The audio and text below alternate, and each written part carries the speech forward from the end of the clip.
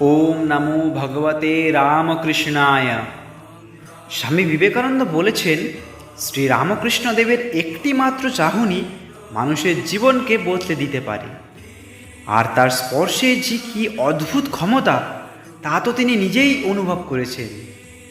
তখনকার দিনের সেই বিখ্যাত সঙ্গীতশিল্পী হাবু দত্ত, যিনি সম্পর্কের স্বামী বিবেকানন্দের খুড়তুতো ভাই হন। এমন কোনো নেশা নেই যা তিনি করেননি, তাই তাকে আবগারি দপ্তরের সম্রাট বলা হতো। কিন্তু একটি নেশার আশ্বাদ তখনও তিনি পাননি, সে ব্যবস্থাও করে দিলেন স্বয়ং স্বামী বিবেকানন্দ, যেটি হলো রামকৃষ্ণ স্পর্শের নেশা, ঈশ্বর প্রেমের নেশা।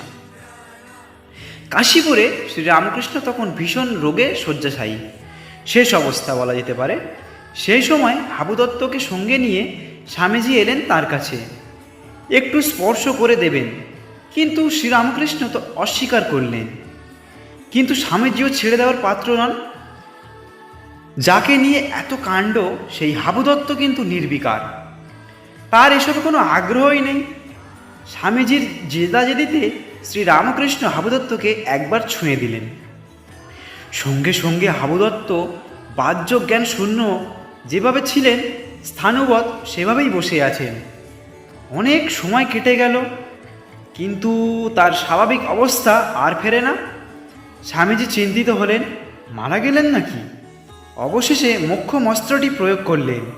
ধাক্কাধাক্কি করতে করতে বললেন, দাদা ওঠো, তোমার জন্য গাঁজা তৈরি করে রেখেছি, খাবে না? বেশ কিছুক্ষণ পরে সাড়া পাওয়া গেল হাবু দত্তের। বললেন, কি গাঁজার কথা বলছিস? আমি যে নেশায় এতক্ষণ ছিলাম তার কাছে ওই গাঁজা নেশা কিছুই না। এইভাবে যন্ত্রণা সহ্য করেও শ্রীরামকৃষ্ণদেব মানুষের মঙ্গল করে চলেন। ডাক্তার কথা বলতে নিষেধ করেন, তবুও কথা বলেন। তিনি বলেন লোক কল্যাণের জন্য। মানুষের কষ্ট তো তাঁরই কষ্ট। জয় ঠাকুর।